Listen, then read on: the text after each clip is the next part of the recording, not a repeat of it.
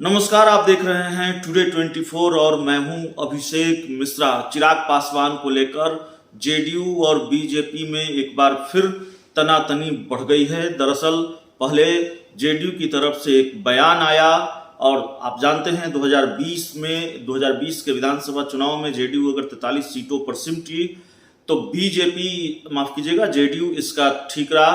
BJP और चिराग पासवान दोनों पर फुर्ती है।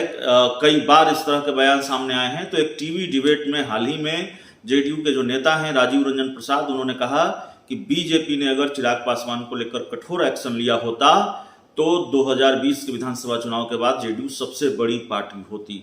अब बीजेपी ने इस पर रिएक्शन दिया है, बीजेपी की प्रतिक्रिया सामने आई है। बीजेपी के प्रवक्ता डॉक्टर रामसागर सिंह ने कहा है कि क्या 2015 में जेडीयू और आरजेडी मिलकर चुनाव लड़ी थी, तब भी जेडीयू छोटे भाई की भूमिका में थी। आरजेडी के पास 80 के आसपास सीटें थी और जेडीयू 71 सीटों पर सिमट गई। तो क्या तब भी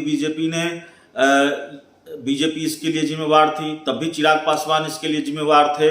और लगातार 2020 के विधानसभा चुनाव के दौरान बीजेपी के राष्ट्रीय अध्यक्ष जेपी नड्डा घूम घूम कर ये कहते रहे कि चिराग पासवान एनडीए का हिस्सा नहीं है।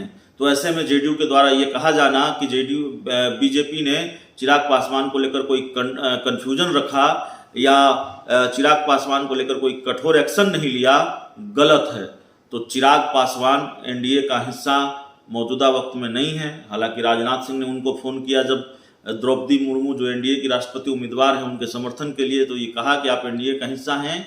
लेकिन जेडीयू अक्सर उसकी नाराजगी सामने आती है। जेडीयू अक्सर ये कहती है कि चिराग पासवान जिम्मेवार हैं और बीजेपी ने खुलकर कोई बड़ा फैसला नहीं लिया। तो इस पूरी खबर में इतना ही, इस पूरी रिपोर्ट में इतना ही। बहुत बहुत धन्यवाद।